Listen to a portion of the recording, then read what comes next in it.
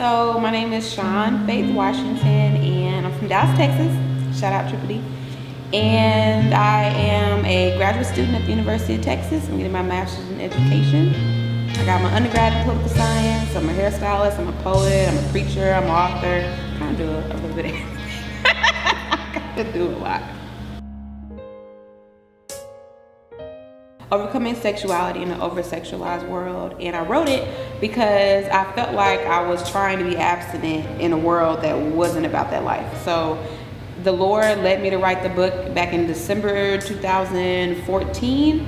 I decided to be abstinent or become abstinent March of that year, so March 2014, and it was the hardest thing I ever had to do. There wasn't any blueprints, there weren't any books, there weren't really a lot of friends I could talk to, so the Lord was like, I want you to write down what you went through, because a lot of people don't know how to master this outside of themselves. And yes, you have the Holy Spirit with you, but I gave you the wisdom to write this book and go through this because some people don't have that support. One of my favorite parts is in the second part of the book, and it's called Sound the Alarm Because the Wolves Are Coming, because it just talks about how whenever you decide to do something for God, the enemy's gonna come for you. And he's gonna come from you in sheep and wolves clothing, which could look like XYZ depending on what you're attracted to. Alcohol may make you friendlier, but it's not your friend. And I drank, I had a family that drank, like were alcoholics and things like that. So it was more of a hereditary thing for me to stop drinking. But then also when I started to become abstinent, I cared about wanting to honor God so much that the Lord had to break it down and was like, if you keep drinking the way you're drinking, you're not gonna make it. And if you really wanna honor me, this isn't gonna help you. So I had to cut it out. And I've been sober almost 3 years now, so praise God.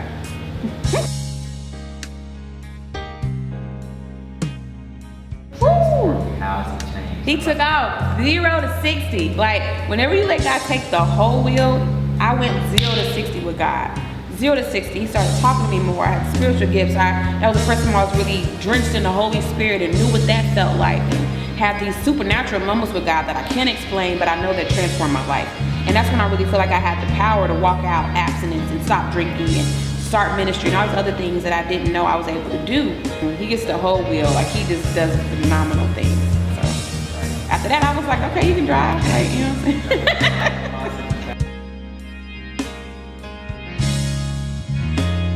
The day that I ordered my books, I had to, they weren't gonna come in time for my book launch.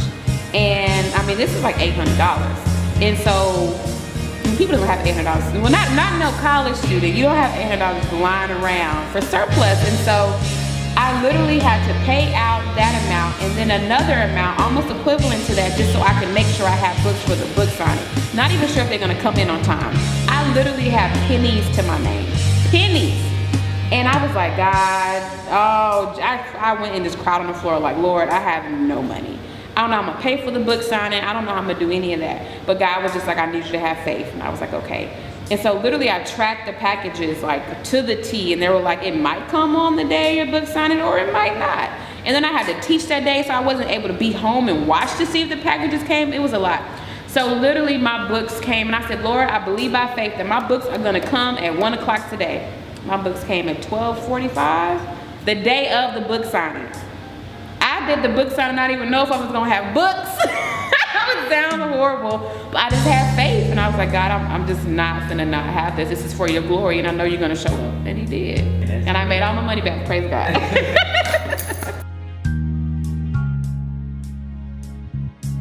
I would definitely encourage them to read and buy my book on Amazon. And if not, I sell physical copies, but they can read Amazon and Kindle. But outside of the book, really I tell people that I wrote about sex because that was the biggest thing that the enemy had a stronghold over me. And I would tell somebody that it's not just about sex, it's about sin. It's not just sex. I mean, fornication before marriage is a sin, but if you're struggling with sin, like God can clean up all of that. So your hang up may not be sex, it may be sex, it may be drinking, it may be drugs, it may be XYZ, lying, stealing, I don't know. It's not necessarily a specific sin, it's the nature of sin. And I went to God and said, God, I don't want to sin against you anymore. And sex was just the first thing that had to go for me, because after that, I knew that I had the power to let go of everything else. Have a heart to want to honor God in whatever that looks like. And for me, it looks like that.